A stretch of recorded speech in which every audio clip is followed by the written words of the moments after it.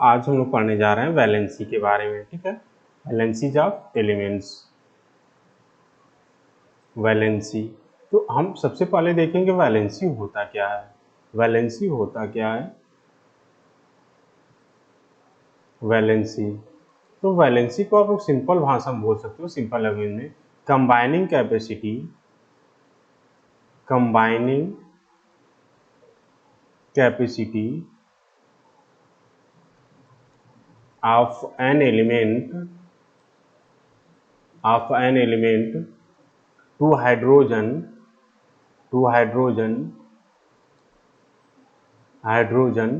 is called valency।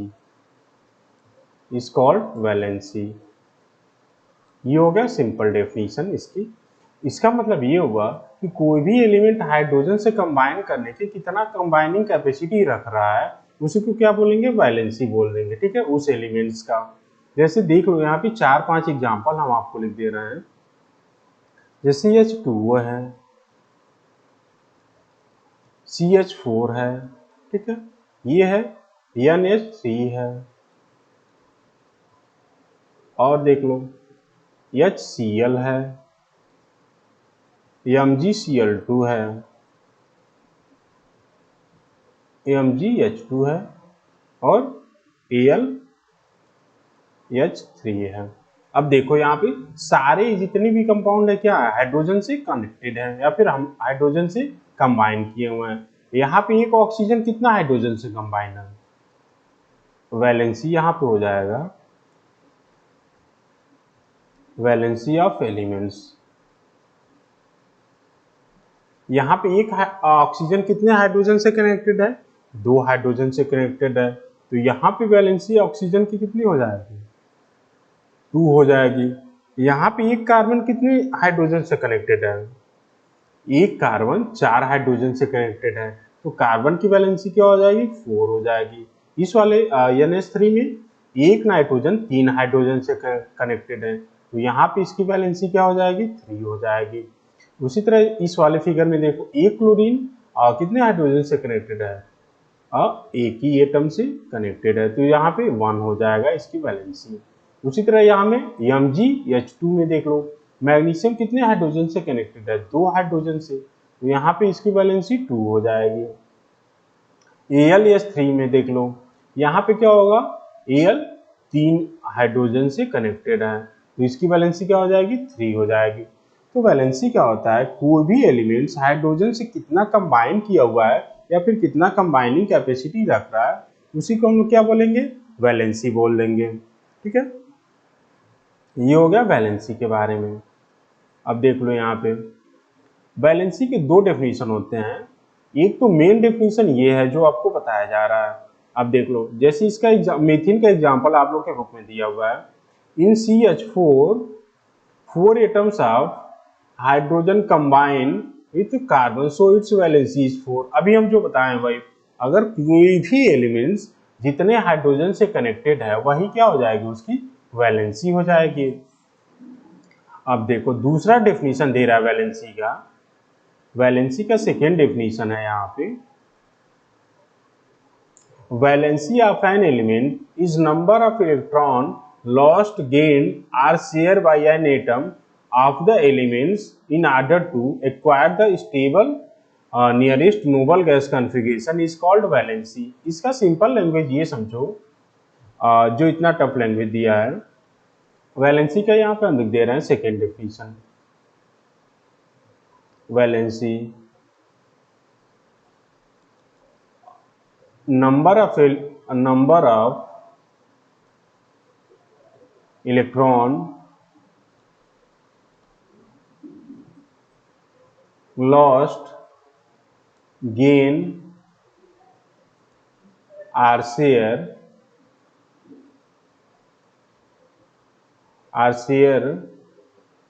by an element is called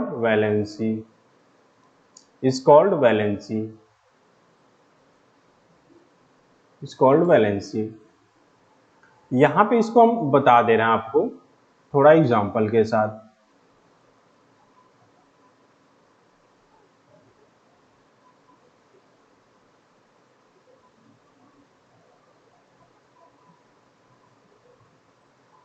जैसे ये देख लो आप लोग, ये है H2O का स्ट्रक्चर, ये है H2O का, हाइड्रोजन और ऑक्सीजन। यहाँ पे क्या है, सिंगल बॉन्ड का फॉर्मेशन है, तो एक इलेक्ट्रॉन क्या कर रहा है, ऑक्सीजन शेयर कर रहा है, एक इलेक्ट्रॉन हाइड्रोजन। सेम यहाँ पे भी हो जाएगा, तो यहाँ पे ऑक्सीजन कितना कर रहा है, शेयर 2 इलेक्ट्रॉन, शेयर 2 इलेक्ट्रॉन,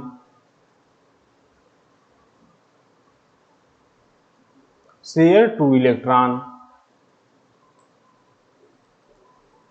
तो इसकी वैलेंसी क्या हो जाएगी, 2 ही हो जाएगी। क्यों, क्योंकि ये 2 इलेक्ट्रॉन को शेयर कर रहा है। इसी तरह लॉस्ट वाले में देख लो,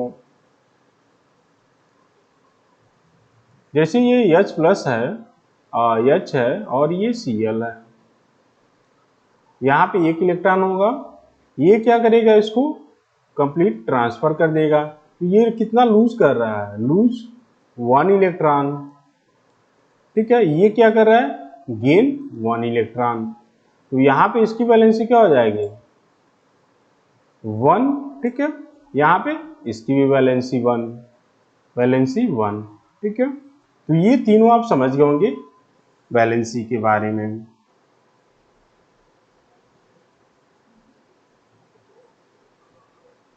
अब यहाँ पे दे रहा है valency of metals and non metals, valency of metals and non metals. Valency of a metal is the number of electron lost by an atom of it during the formation of A compound. Metal की valency वह होगी जो अगर किसी compound का formation कर रहा है तो कितना इलेक्ट्रॉन लास्ट कर रहा है, वही क्या हो जाएगी, उस मेटल की वैलेंसी हो जाएगी। जैसे अभी हम देखे हैं NaCl में, देख लो यहाँ पे मेटल की वैलेंसी क्या होगी, कोई भी मेटल कितना इलेक्ट्रॉन लॉस्ट कर रहा है वही क्या हो जाएगी, उसकी वैलेंसी हो जाएगी। जैसे ये देख लो,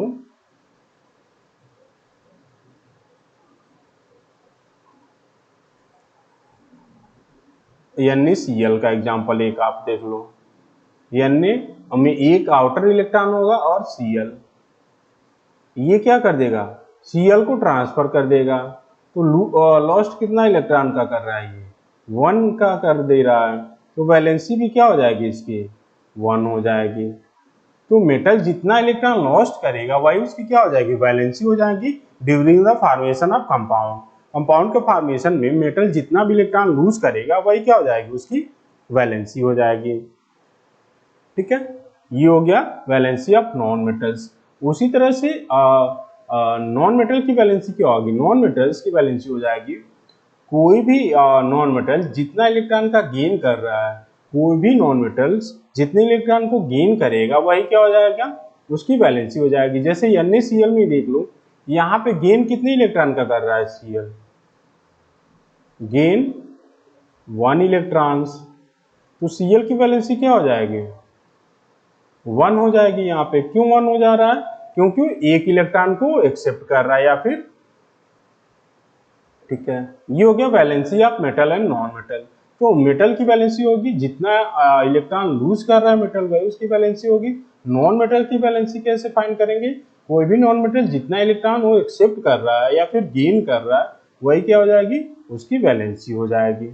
अब देख लो, the valency having a 1, 2 and 3 are called monovalent. अगर किसी की वैलेंसी 1 है तो उसको मोनोवैलेंट बोल देंगे, अगर 2 है तो डाईवैलेंट, 3 है तो ट्राईवैलेंट और 4 है तो टेट्रावैलेंट बोल देंगे। जैसे देख लो, सोडियम की वैलेंसी क्या होती है, 1 होती है, तो सोडियम को मोनोवैलेंट बोल देंगे। पोटेशियम की वैलेंसी 1 होती है तो उसको मोनोवैलेंट बोल देंगे। ऑक्सीजन की वैलेंसी 2 होती है, मैग्नीशियम की वैलेंसी 2 होती है तो उसको डाईवैलेंट बोल देंगे। नाइट्रोजन की वैलेंसी 3 होती है तो इसको ट्राईवैलेंट। उसी तरह फास्फोरस की वैलेंसी 3 होती है तो उसको ट्राईवैलेंट बोल देंगे। कार्बन की वैलेंसी 4 होती है तो उसको टेट्रावैलेंट बोल देंगे। ठीक है, ये हो गया मोनो और डाई, ट्राई और टेट्रावैलेंट क्यों हम लोग उसको बोल रहे हैं। ठीक है, वो वैलेंसी पे डिपेंड करता है कि हम उसको क्या बोलेंगे। अब देखो, वेरिएबल वैलेंसी क्या होता है,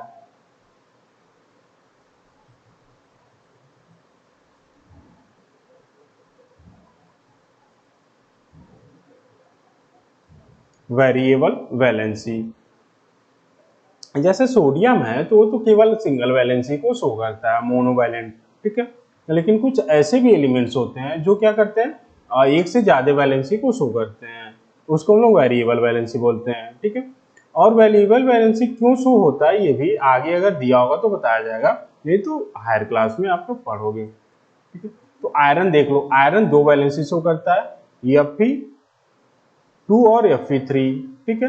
आयरन दो वैलेंसी शो कर रहा है तो आयरन वेरिएबल वैलेंसी को शो कर रहा है। अब देख लो यहाँ पे उसी तरह से दे रहा है वेरिएबल वैलेंसी, अगर कोई भी मेटल वेरिएबल वैलेंसी को शो करेगा।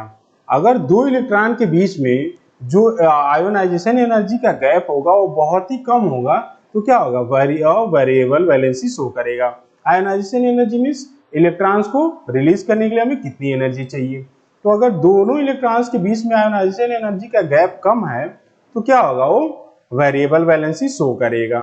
ये हो गया क्यों शो करते हैं। अगर वेरिएबल वैलेंसी कोई भी चीज शो कर रहा है, कोई भी एलिमेंट्स, तो अगर जो लोअर वैलेंसी शो करेगा उसको हम लोग बोलेंगे अस, जैसे या आयरन है तो उसको फेरस बोल देंगे। उसी तरह अगर हायर वैलेंसी शो कर रहा है तो उसको हम लोग बोल देंगे फेरिक, मतलब इक बोलेंगे। लोअर वाले को अस लगा के बोलेंगे और हायर वाले को इक लगा के बोलेंगे, ठीक है। ये हो गया अस और इक के बारे में। उसी तरह क्यूप्रस और क्यूप्रिक भी होता है, क्यूप्रस और क्यूप्रिक भी होता है। क्यूप्रस +1 हो जाएगा और क्यूप्रिक +2 हो जाएगा, ठीक है। ये हो गया वेरिएबल वैलेंसी के बारे में।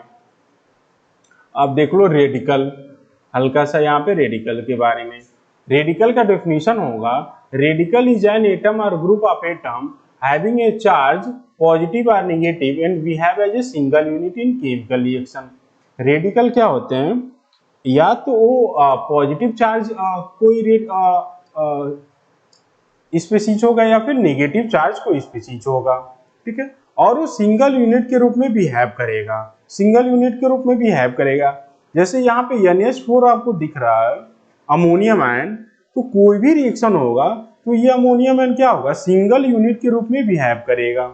अमोनियम आयन जो होगा ये क्या होगा, पूरा सिंगल यूनिट के रूप में बिहेव करेगा।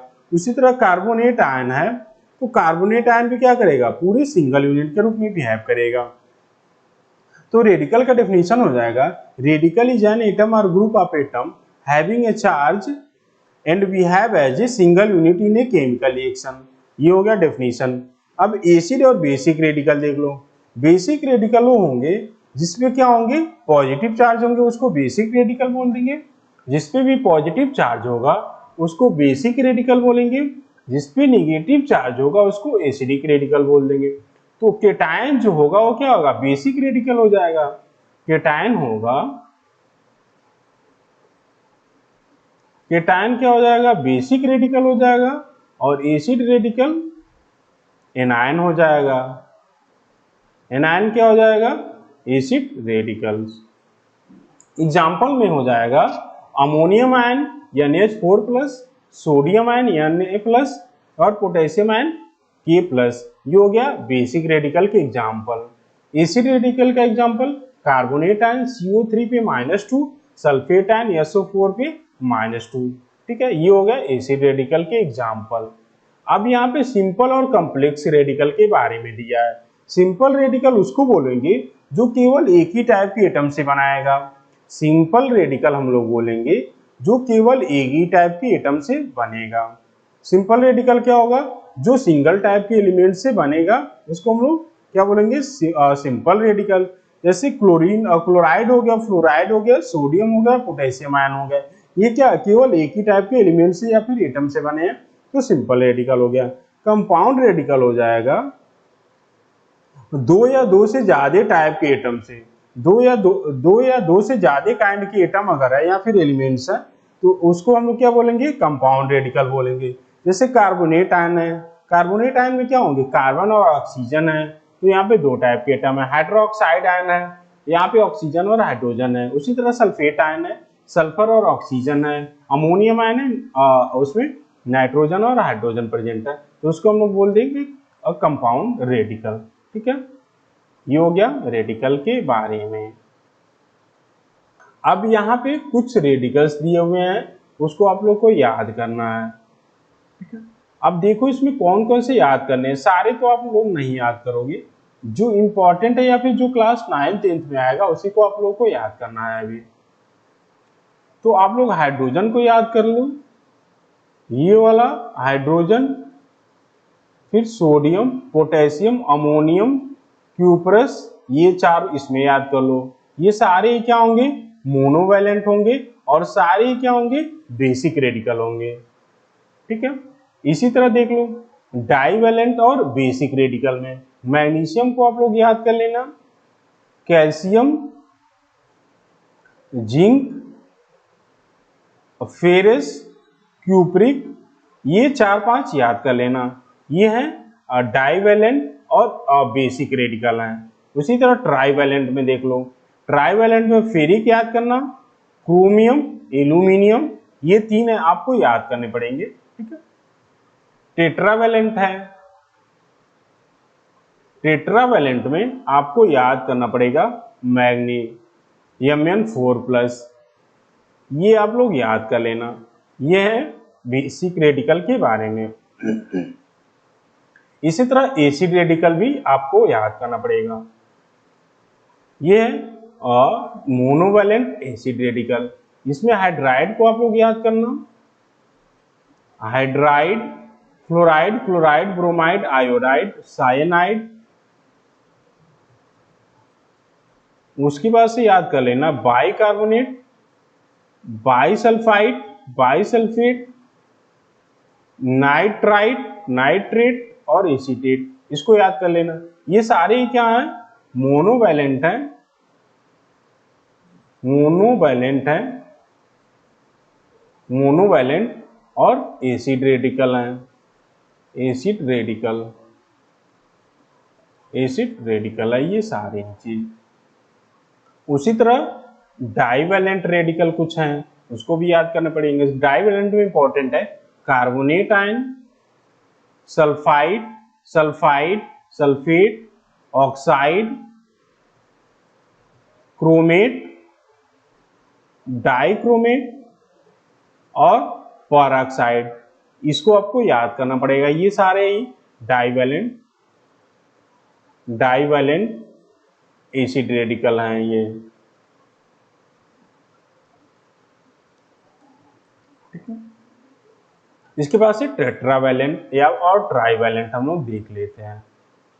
ट्राइवैलेंट में सबसे पहले आप लोग याद करोगे नाइट्राइड है, फॉस्फाइड है, फॉस्फेट है, बस 3 आप लोग याद करना, ये है trivalent, trivalent acid radical, trivalent acid radical. Tetravalent में कार्बाइड याद कर लेना, बस एक ही।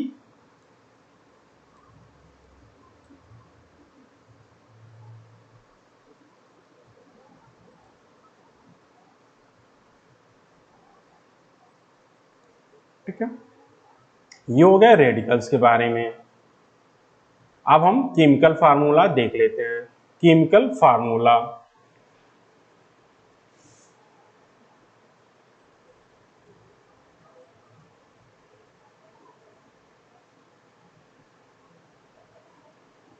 Chemical formula,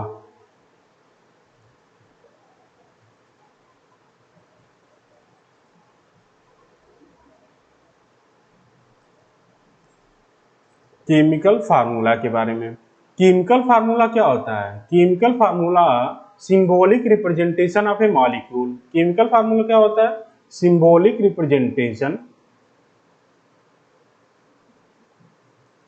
symbolic representation, representation of A molecule. अगर किसी मॉलिक्यूल को हम लोग एलिमेंट्स के सिंबल से रिप्रेजेंट कर रहे हैं तो उसको हम लोग क्या बोलेंगे, केमिकल फार्मूला बोलेंगे। सिंपल में बोल देंगे symbolic represent of A molecule is called chemical formula.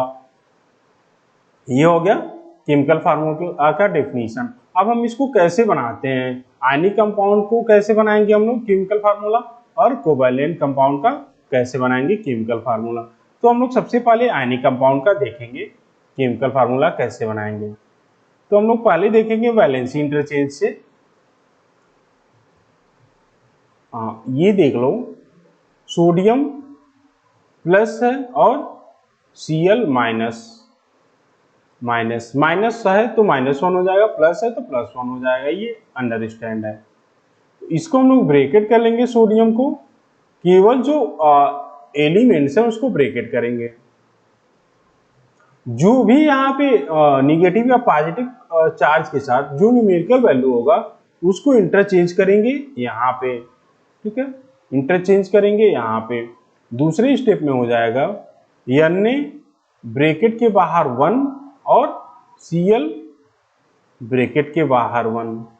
अगर ब्रैकेट के अंदर क्या है, सिंगल टाइप के एलिमेंट्स हैं तो ब्रैकेट को हटा देंगे। अगर दोनों ही न्यूमेरिकल वैल्यू सेम है तो भी क्या होगी, हम ब्रैकेट को हटा देंगे। तो ये क्या हो जाएगा, सिंपल फार्मूला हो जाएगा NaCl हो जाएगा। इसी तरह दूसरा देख लेते हैं हम एग्जाम्पल, Mg +2 और Cl -1। तो हम एलिमेंट्स को ब्रैकेट में कर लेंगे, यहाँ के वैल्यू को यहाँ इंटरचेंज कर देंगे और मैग्नीशियम के वैल्यू को Cl के साथ इंटरचेंज कर देंगे। तो Mg ब्रैकेट 1 Cl ब्रैकेट 2। अभी बताएं कि ब्रैकेट कब हट जाएगा, जब ब्रैकेट के अंदर केवल सिंगल टाइप के एलिमेंट्स होंगे तो ब्रैकेट को हम लोग हटा देंगे। तो ये हो जाएगा MgCl2, ठीक है।